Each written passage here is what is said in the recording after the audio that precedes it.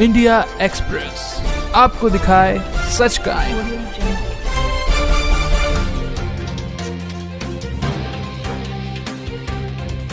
ये हम सब साधकों की बहुत ही गहरी चिंता और गहरी पीड़ा है सबके हृदय में कि आज बापूजी निर्दोष होते हुए भी आज ऐसी हालत हो गई कि बापूजी को ब्लॉकेज है, हार्ट में तकलीफ है। यहाँ तक कि एम्स ने भी जवाब दे दिया है। ऐसी कंडीशन में भी बापूजी को ना पेरोल, ना राहत, ना किसी प्रकार की कोई सुविधा, ना आयुर्वेदिक ट्रीटमेंट के लिए कोई हमको सुविधा दी जा रही है। तो ये बहुत बड़ा अन्याय हो रहा है। इसलिए आज साधक भक्तों में खूब आक्रोश है और साधक भक्त बहुत नाराज हैं कि हिंदूवादी सरकार होते हुए भी हिंदूवादी सरकार को इसीलिए लाया गया ताकि हिंदू राष्ट्र बने और हिंदुओं की रक्षा हो और देश में संतों का जयकारा हो। पर जयकारा तो एक तरफ, संतों के साथ अन्याय हो रहा है उस तरफ भी सरकार का, हिंदू सरकार का बिल्कुल भी वहाँ पर कोई नज़र नहीं है। राम राज्य करते हैं, राम मंदिर भी बनाते हैं, अच्छी बात है, बनाना चाहिए, बहुत ही अच्छी बात है, उसके लिए शुभकामनाएं हैं। लेकिन निर्दोष संतों को जेल में डालकर आप क्या हिंदू राष्ट्र बनाओगे? क्या हिंदुओं का गौरव बढ़ाओगे? क्या भारत को विश्व गुरु पद पर पहुंचाओगे?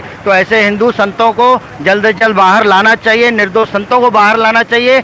कम से कम उनको ऐसे समय में राहत तो दी जानी चाहिए। उनकी मांग है कि हमको आयुर्वेदिक इलाज करना है, उसके लिए भी सरकार वहां पर कोई ध्यान नहीं दे रही है। तो आज ये कहीं हम सब साधकों का हृदय की पीड़ा जो हम यहाँ पर कलेक्टर ऑफिस में लेकर आए हुए हैं। तो महेश भाई, आपको लगता है कि आपकी मांग पूरी होगी?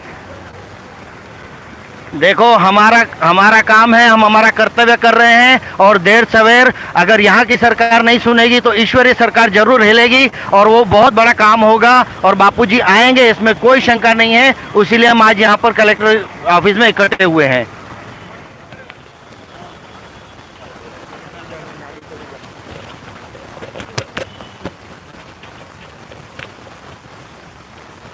बहन, यहाँ किस लिए आए हो आप? बापूजी की रिहाई की मांग करने के लिए कलेक्टर ऑफिस के पास आए हैं। हमको उनसे उम्मीद है कि वो हमारी अर्जी सुनेंगे, हमारा निवेदन स्वीकार करेंगे और हमारे गुरु को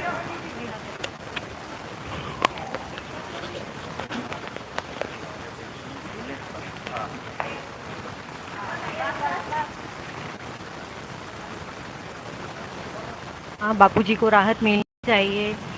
कितने सालों से बापू जेल में है, उनको रिहाई नहीं मिल रही है, बापू को रिहाई मिलनी ही चाहिए। कितने दोषितों को भी रिहाई मिल रही है। बापू की तबीयत इतनी खराब है, उनके हृदय पर इतना असर है तो भी सरकार उनको रिहाई नहीं दे रही है, इसलिए उनको रिहाई मिलनी ही चाहिए। लेकिन बापू के ही गुरुकुल में पढ़ने वाली लड़की ने आरोप लगाया, तो कितनी सच्चाई है उस आरोप में? 1% भी सच्चाई नहीं है इस आरोप में। हमारे बापूजी बिल्कुल निर्दोष है और निर्दोष होके ही बाहर आएंगे। सरकार को निर्दोष साबित करना ही पड़ेगा बापूजी को। देखो, एक लड़की ने जो आरोप लगाया है वो सरासर झूठ है, क्योंकि ऐसी महिलाएं कहीं हैं कि जो कि ऐसे कहने पर ऐसा काम कर देती है। तो ये आरोप बिल्कुल झूठा है और हमारे जैसे करोड़ों महिलाएं हैं जो आज भी इतने सालों के बाद भी आश्रम में चलती प्रवृत्तियों में सहयोग कर रही हैं और आश्रम में आकर के सेवा कार्य कर रही है, समाज की सेवा कर रही है। उन महिलाओं का भी तो अनुभव सुनिए। उन महिला भी तो यही कहना चाहती है कि हमारी भी विनती सुनिए।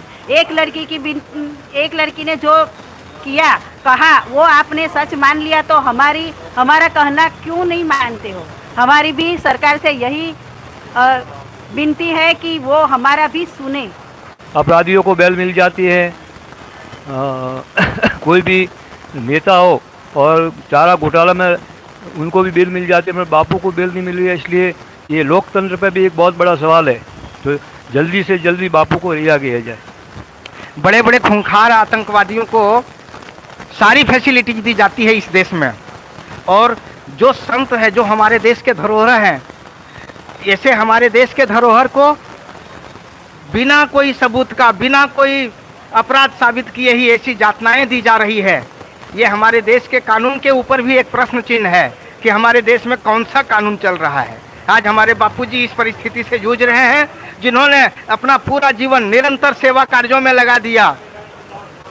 हमारे देश की संस्कृति को बचाने में, हमारे देश की सभ्यता को बनाए रखने में हमारे बापूजी ने पूरा जीवन यापन, अपना पूरा जीवन लगा दिया। और आज हमारे बापूजी के साथ में बिना किसी सबूत का इतना घोर अन्याय हो रहा है। तो आज हम लोग माननीय कलेक्टर महोदय के ऑफिस में आकर के उनसे यही विनम्र निवेदन करना चाहते हैं कि हमारे बापूजी के साथ में जो अन्याय हो रहा है ये अपने चरम पराकाष्ठा पर पहुंच गई है। अब उन्हें और भी यातना न दी जाए, बापूजी को पैरोल दिया जाए, बापूजी को रिहाई किया जाए।